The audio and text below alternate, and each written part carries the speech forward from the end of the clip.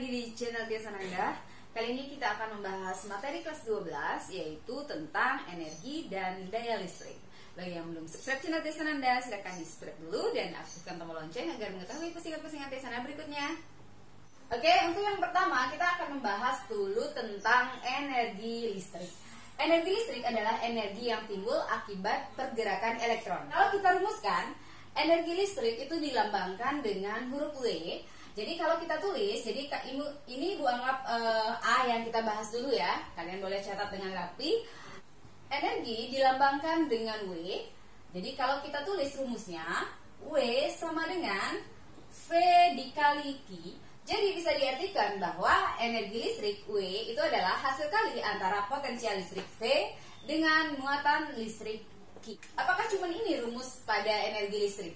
Tidak ya, ada beberapa lagi rumus energi listrik yang harus kalian turunkan. Yang pertama kita turunkan dari rumus arus listrik atau kuat arus listrik. Di video yang pertama kita sudah membahas bahwa I itu adalah arus listrik adalah jumlah muatan per satuan waktu. Jadi kalau kita cari Q itu berarti adalah I dikali T. Sehingga kalau Q di sini kita ganti dengan I dikali T, maka kita akan mendapatkan rumus energi yang kedua. Jadi bisa kita tulis bahwa W itu sama dengan V dikali I dikali T. Jadi bisa kamu singkat bahwa W itu energi itu sama dengan fit. Ya, sama dengan fit. Bisa kamu baca dengan fit. Oke, apakah cuma dua rumus? Masih ada lagi. Sekarang kita turunkan dari rumus hukum Ohm. Kalian masih ingat hukum Ohm bahwa V sama dengan IR, sama dengan insinyur. Kalau V di sini kita ganti dengan IR, maka kita akan mendapatkan rumus yang ketiga. Berarti ini kalau kita tulis berarti W sama dengan V kita ganti dengan I kali R dikali I dikali T. Ini kita mendapatkan rumus yang ketiga. Sehingga bisa kita tulis W sama dengan irit. Gampang mengingat ya, bahwa energi sama dengan irit. Atau karena di sini ada dua I kali I, maka bisa kita tulis W sama dengan I kuadrat dikali R dikali T. Masih ada lagi satu. Kalau V sama dengan I kali R, maka kita akan mendapatkan bahwa I itu adalah V per R. Sehingga kalau I ini kita ganti dengan V per R, maka kita akan mendapatkan rumus yang keempat. Ini kita ganti, berarti W sama dengan V dikali V per R dikali T. Sehingga V dikali V itu adalah V kuadrat. Sehingga kita mendapatkan rumus bahwa W sama dengan V kuadrat per R dikali T. Ini rumus energi yang keempat. Jadi keempat rumus ini bisa kalian gunakan di soal-soal tergantung pada variabel apa yang nanti diketahui di soal. Dengan V itu adalah beda potensial atau potensial listrik, satuannya adalah volt. I adalah kuat arus listrik, satuannya ampere. D itu adalah waktu, sekon. R itu hambatan, ohm. Q itu adalah muatan listrik, satuannya coulomb. Dan W itu adalah energi listrik dengan satuan joule atau ditulis dengan J. Tetapi kadang-kadang ditanya di soal itu adalah jumlah kalori yang ditimbulkan oleh energi listrik ini. Berarti kalau jumlah kalori yang ditanyakan, maka akan diminta dalam satuan kalori. Yang harus kalian ingat adalah 1 joule itu sama dengan 0,24 kalori. Sehingga kalau nanti di soal ditanyakan jumlah kalori yang dihasilkan oleh energi listrik ini, maka nanti tinggal kamu kalikan 0,24 ini dikali V dikali Q, atau 0,24 kalau memakai rumus fit berarti 0,24 dikali fit, atau 0,24 dikali irit, 0,24 dikali V kuadrat per R dikali T. Jadi tergantung rumus mana yang mau kamu gunakan, tinggal kamu kalikan dengan 0,24 kalori. Maka kesatuannya akan menjadi kalori. Kita lanjutkan sekarang pada bagian daya listrik. Untuk contoh soal energi listrik nanti sekalian di belakangnya. Daya listrik ini Ibu sebut dengan bagian ke B, atau Ibu tulis ulang di sini saja. Jadi nomor B itu adalah daya listrik. Apa itu daya? Daya adalah energi persatuan waktu. Sehingga kalau Ibu tulis, daya dilambangkan dengan huruf P. P. Daya itu kan power, sehingga diambil P-nya. Biasanya simbol itu diambil dari huruf depan bahasa Inggrisnya. Ya, kalau kita tulis secara rumus, maka bisa dituliskan daya atau P sama dengan energi. Energi tadi lambangnya adalah W per satuan waktu, atau ditulis P sama dengan W per T. Kalau sekarang kita uraikan W itu, berarti rumus daya pun juga tidak akan ada satu rumus saja, tetapi ada 4 rumus sesuai dengan rumus W yang nanti kita pilih. Misalnya kita mau menggunakan rumus V dikali Q, berarti rumus daya akan menjadi W-nya itu adalah V dikali Q dibagi T. Ini akan menjadi rumus daya yang pertama.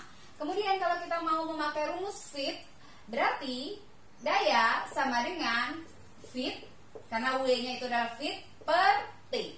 Karena di sini ada T per T, ini bisa kita mudahkan. Sehingga ini kita dapat rumus yang kedua, P sama dengan V dikali I. Kemudian kalau kita mau memakai rumus irit atau I kuadrat kali R kali T, maka kita akan mendapatkan rumus daya yang ketiga.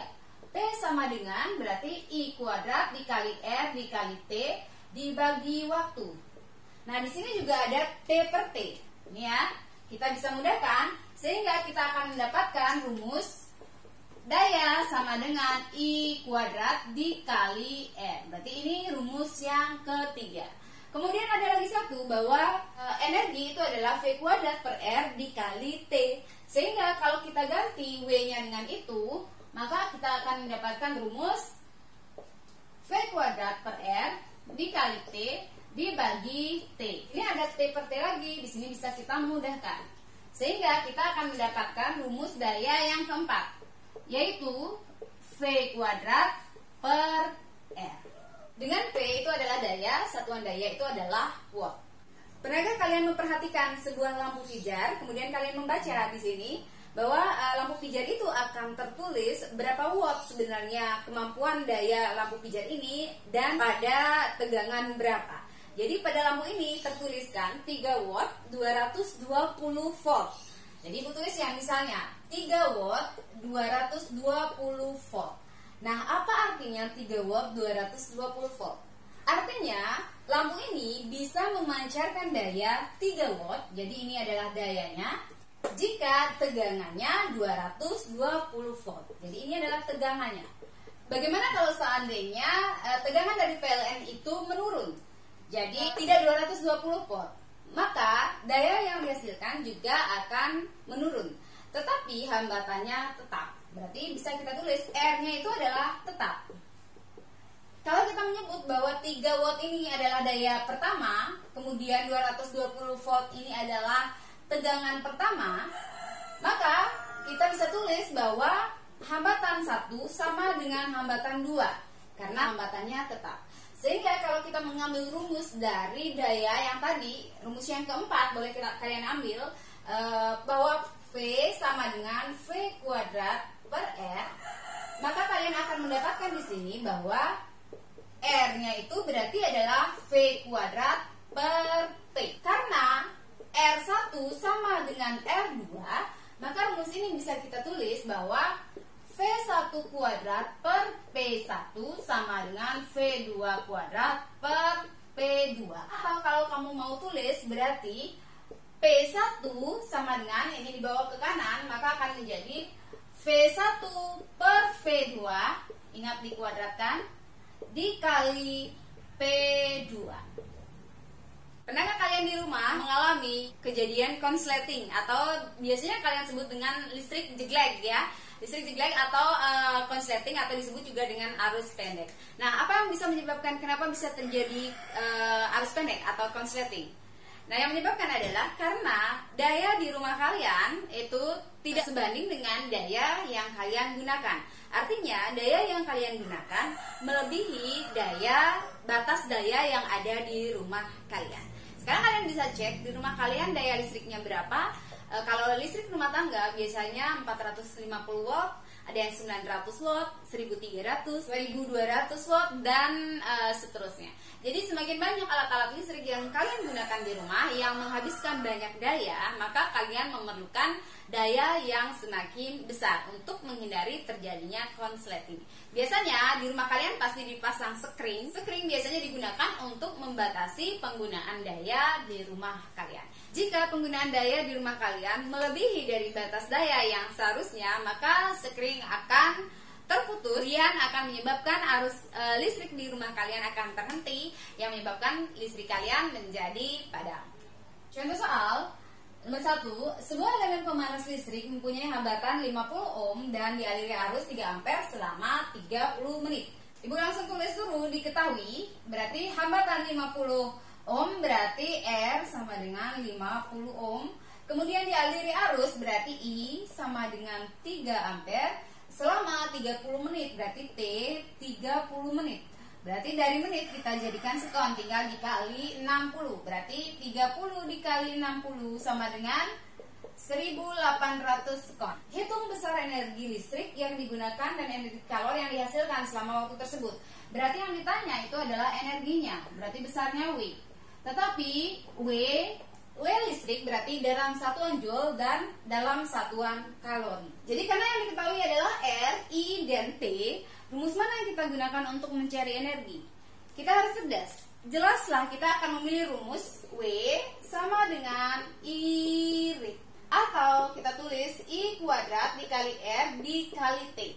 Kenapa? Karena semua komponen ini ada diketahui. I-nya berapa? I-nya 3, berarti 3 kuadrat dikali R-nya itu adalah 50 dikali T-nya 1800. Berarti W sama dengan 9 dikali 50 dikali 1800. W sama dengan 810.000 Joule. Ini yang energi listrik, atau ibu tulis saja ini nomor A, misalnya W listrik. Yang ditanya lagi satu itu adalah W kalor. W kalor itu satuannya tinggal kamu jadikan kalori. Berarti W sama dengan 0,24 seperti tadi dikali 810.000. Sehingga W sama dengan 194.400 kalori. Contoh soal berikutnya, disediakan suatu rangkaian listrik yang ditanya adalah energi listrik yang diperlukan oleh hambatan 5 ohm selama 3 menit adalah berapa joule. Oke, kalian tulis diketahui. Kalian anggap misalnya yang 5 ohm ini adalah hambatan 1, kalian boleh tulis ini adalah R1 5 ohm. Berarti ini adalah kita sebut dengan R2 15 ohm. Kalau ini kalian sebut dengan E1 berarti adalah E2. Sehingga diketahuinya bisa ditulis seperti ini. Yang diketahui adalah R1, R2, E1, E2, dan T. T itu dalam menit. Berarti kita jadikan sekon. 3 menit itu adalah 3 dikali 60 berarti 180 sekon. Yang ditanya adalah energi W pada hambatan 5 ohm atau pada R1 karena kita sebut dengan R1. Nah, rumus mana yang kita gunakan untuk mencari W dari 4 rumus yang ada tadi? Karena disediakan di sini adalah R dan T, maka jelas kita akan memilih rumus yang W sama dengan I rit atau I kuadrat dikali R dikali T. Tetapi sekarang kita lihat mana komponen yang belum ada. R-nya sudah ada, T-nya sudah ada, yang belum ada adalah I. Bagaimana caranya kita mencari I? Berarti kita menggunakan hukum Kirchhoff yang sudah kita bahas pada video sebelumnya. Oke, kita ke gambar ya. Jadi ibu langsung di sini saja. Kalian bisa menggambar ulang kalau kalian mau ya. Berarti kita menggunakan hukum Kirchhoff. Apa yang harus dilakukan? Yang harus dilakukan adalah pertama kita menentukan titik dulu seperti video sebelumnya ya. Berarti ini titik A, kemudian B, C, D. Sekarang yang kedua adalah kita menentukan kemana arah loop yang kita inginkan. Apakah searah atau berlawanan arah jarum jam. Nah, di sini ibu akan memilih searah jarum jam. Jadi arah loop ibu ke sini, searah jarum jam. Kemudian sekarang kita menentukan kemana arah I. Untuk mencari arah I biasanya itu adalah ditentukan oleh nilai E yang lebih besar biasanya. Ya, di sini ada 12 volt, di sini ada 20 volt. Jadi berarti kita menentukan dari sini. Ingat bahwa arus listrik mengalir dari potensial tinggi ke potensial rendah. Berarti dari plus ini menuju ke min. Berarti arah I-nya jelas adalah ini. Ini I1, kemudian Di sini kita I2. Kemudian karena kita tahu ini adalah suatu rangkaian seri yang tidak bercabang, maka sesuai aturannya bahwa nilai arusnya itu adalah sama. Sehingga I1 nilainya sama dengan I2, kita tulis dengan I saja. Nah, setelah itu kita sudah bisa sekarang mencari berapakah nilai I tersebut. So, dengan hukum Kirchhoff, sekarang kita tentukan arah loopnya. Karena searah jarum jam, kita mulai misalnya dari titik A, berarti ke B, ke C, ke D, kembali ke A. Sekarang kita lihat analisis. Sesuai dengan hukum Kirchhoff bahwa sigma GGL ditambah sigma I dikali R sama dengan 0. Sehingga kita lihat sekarang. Kita lihat dulu dari proses A ke B. Dari A ke B. Karena arah loopnya ke kanan, berarti kita ketemu sekarang yang negatif dulu, berarti min E1. Kemudian di sini, karena arah arusnya itu ke kanan, sedangkan arah loop kita juga ke kanan, maka dia positif. I dikali R1. Kemudian dari B ke C, di sini tidak ada hambatan, berarti kita lewati. Sekarang dari C ke D. Dari C ke D, kita ketemu dulu dengan E2. Kita ketemu dengan positifnya, berarti di sini plus E2. Kemudian kita ketemu dengan R2. Nah, arah loop kita searah jarum jam, berarti di sini arah loop kita akan bergerak ke kiri, I-nya juga ke kiri, sehingga di sini juga akan menjadi positif.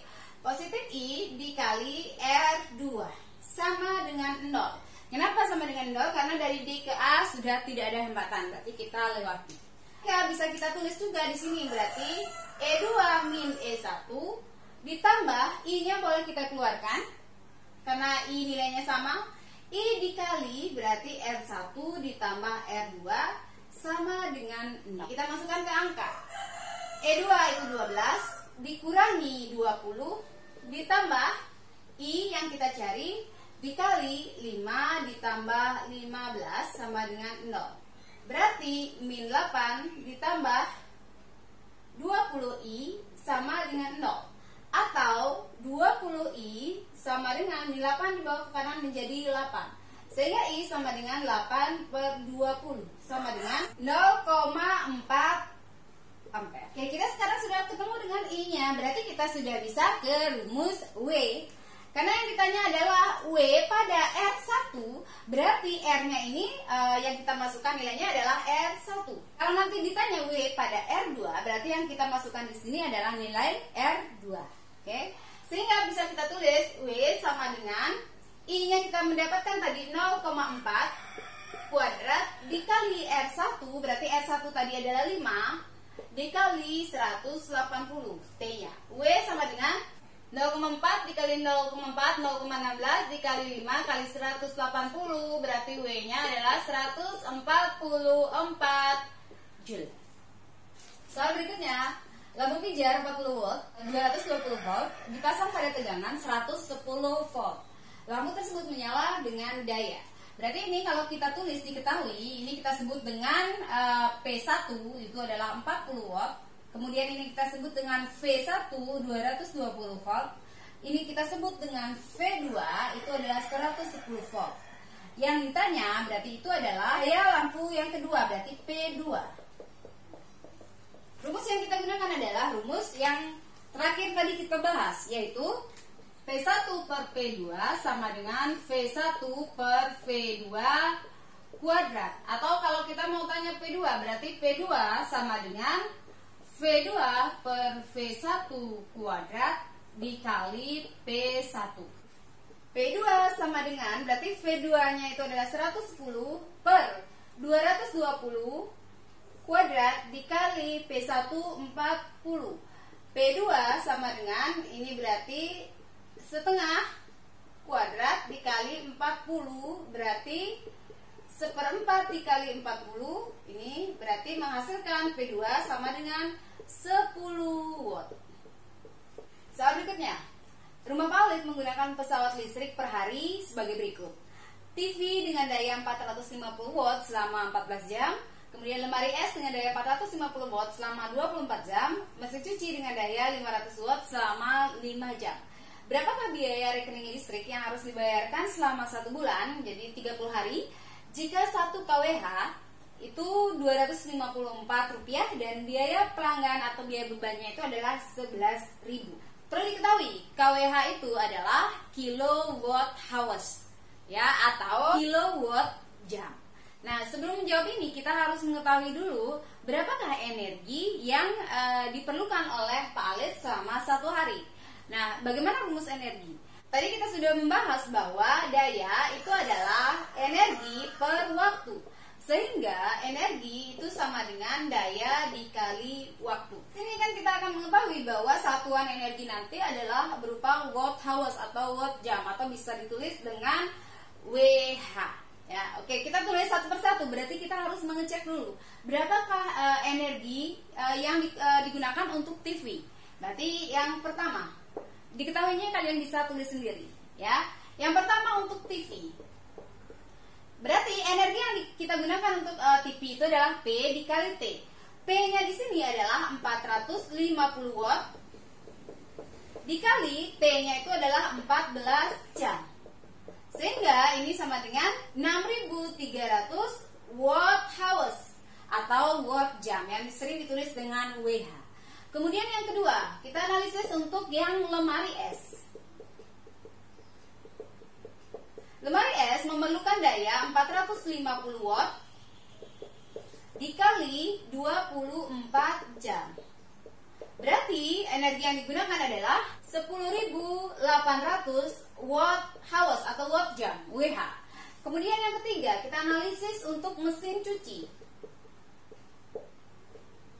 Mesin cuci itu memerlukan daya 500 watt digunakan selama 5 jam.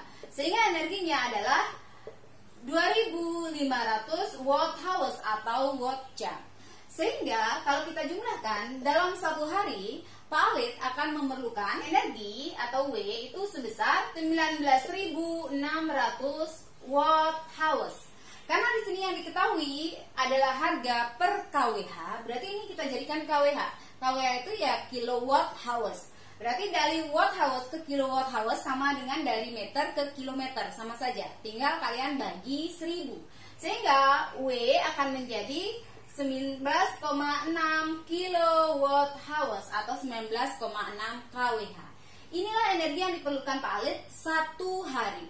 Sekarang yang ditanya adalah berapakah biaya yang harus dikeluarkan selama 30 hari dengan ketentuan 1 kWh-nya 254 dan ditambah biaya beban lagi, biaya pelanggan lagi. Berarti kita tulis di sini biaya yang dikeluarkan 30 hari sama dengan, berarti karena 1 hari 19,6 dikali 30 hari, ya, dikali lagi dengan harga 1 kWh. 1 kWh itu adalah 254 ditambah dengan uang beban 11.000. Sehingga ini sama dengan 149.352